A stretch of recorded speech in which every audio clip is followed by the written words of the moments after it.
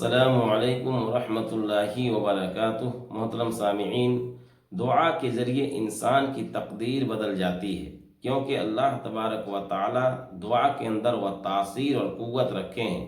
چنانچہ رسول کریم صلی اللہ علیہ وسلم دعا کے فضائل کے متعلق بہت ساری احادیث ارشاد فرمائے ہیں، تو ہمیں ان احادیث کو سیکھنا چاہیے، سننا چاہیے، تاکہ ہمارے دلوں کے اندر اللہ تبارک و تعالیٰ سے مانگنے کا ذوق اور شوق پیدا ہو۔ اسی طریقے سے دعا کی قبولیت کے لیے کیا شرائط ہیں اور کیا آداب ہیں، ہمیں ان شرائط و آداب کو بھی سیکھنا چاہیے۔ تو آج ہم ان دونوں باتوں کو سیکھیں گے۔ آپ حضرات سے گزارش ہے کہ آخر تک ویڈیوز میں بنے رہیں۔ چنانچہ رسول کریم صلی اللہ علیہ وسلم ایک حدیث میں ارشاد فرمایا، تم میں سے جس شخص کے لیے دعا مانگنے کا دروازہ کھول دیا گیا، یعنی دعا مانگنے کی توفیق مل گئی، تو اس کے لیے رحمت کے دروازے کھول دیے گئے۔ اور اللہ تبارک و تعالیٰ سے جو دعائیں مانگی جائے، جو اللہ تبارک و تعالیٰ کو سب سے زیادہ پسند ہے، یہ ہے کہ اللہ تبارک و تعالیٰ سے دنیا اور آخرت کی بھلائی مانگی جائے، دنیا اور آخرت کی عافیت مانگی جائے۔ تو اس حدیث سے دعا مانگنے کے فضائل معلوم ہوئے۔ اسی طریقے سے ایک حدیث میں رسول کریم صلی اللہ علیہ وسلم نے ارشاد فرمایا کہ دعا کے سوا کوئی چیز قضا اور قدر کو نہیں بدل سکتی، اور نیکی کے سوا کوئی چیز عمر کو نہیں بڑھا سکتی۔ تو اس حدیث کا مطلب یہ ہے کہ اللہ تبارک و تعالیٰ کے یہاں یہ طے ہوتا ہے کہ یہ انسان اس طرح دعا کرے گا، اور اس دعا کی برکت سے اس کی جو مصیبت ہے، اس مصیبت کو ہٹا دیا جائے گا۔ اسی طریقے سے اللہ تبارک و تعالیٰ کے یہاں یہ فیصلہ ہو چکا ہوتا ہے کہ اس شخص کی عمر 60 سال کی ہوگی، لیکن یہ شخص حج کرے گا یا اسی طریقے سے جہاد کرے گا، تو اس کی برکت سے اس کو 20 سال اضافہ کر دیا جائے گا، اور یہ شخص دنیا میں 80 سال زندگی گزارے گا۔ تو کیونکہ دعا بھی تقدیر میں سے ہے، کیونکہ رسول کریم صلی اللہ علیہ وسلم نے ارشاد فرمایا، وَالدُّعَاءُ مِنَ الْقَضَاءِ أَيْضًا، کہ دعا بھی تقدیر میں سے ہے۔ تو اس سے بھی دعا کی اہمیت معلوم ہوئی۔ اسی طریقے سے حدیث میں رسول کریم صلی اللہ علیہ وسلم نے ارشاد فرمایا، قضا اور قدر سے بچنے کی کوئی بھی تدبیر فائدہ نہیں پہنچاتی۔ قضا اور قدر سے بچنے کی کوئی بھی تدبیر فائدہ نہیں پہنچاتی۔ ہاں، اللہ تبارک و تعالیٰ سے دعا مانگنا، اللہ تبارک و تعالیٰ سے دعا مانگنا اس بلا سے بھی حفاظت فرماتی ہے جو نازل ہو چکی ہے، یعنی جو مصیبت آ چکی ہے، تو دعا کے ذریعے اس بلا سے بھی اللہ تبارک و تعالیٰ حفاظت فرماتا ہے، اور اس بلا سے بھی اور اس مصیبت سے بھی جو ابھی نازل نہیں ہوئی ہے، جو ابھی تک آئی نہیں ہے۔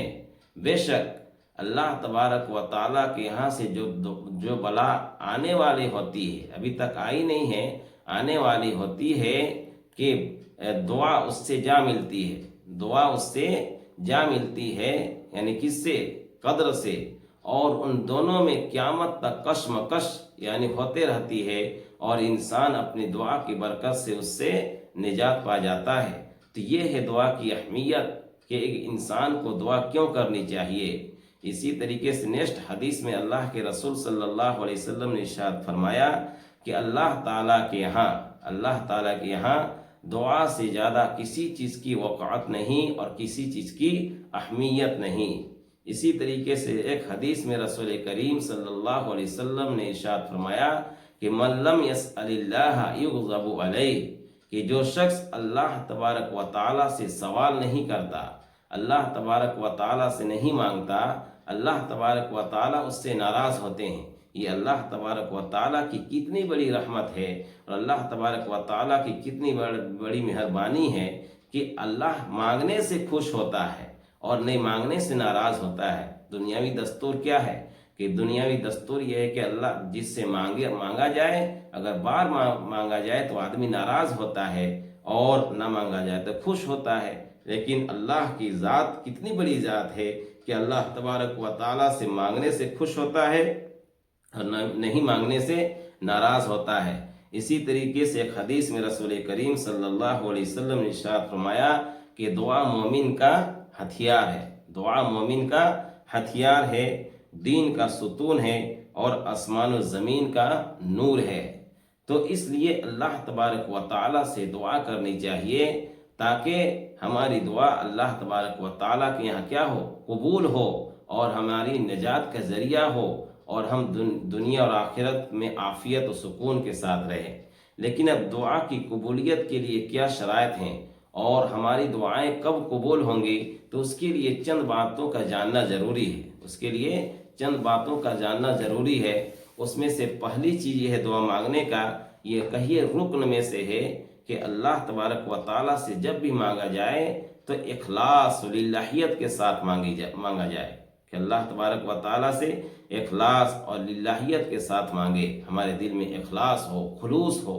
اسی طریقے سے ہے کہ پورے یقین کے ساتھ اور قطعی طور پر دعا کرنا، یعنی کہ اللہ تبارک و تعالیٰ اس دعا کو ضرور قبول کرے گا اور اللہ تبارک و تعالیٰ ضرور اس دعا کو قبول کر کے جس چیز کے لیے ہم دعا مانگ رہے ہیں اللہ اس کو عطا کرے گا۔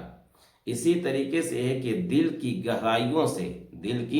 گہرائیوں سے پوری کوشش و محنت سے دعا کرنا۔ جیسے آج کل کیا ہوتا ہے، بس اپنے ہاتھ کو پھیلائے اور ہاتھ کو پھیلانے کے بعد کچھ دو چار الفاظ بولے، اس کے بعد اپنے چہرے پر ہاتھ کو پھیر دیتے ہیں۔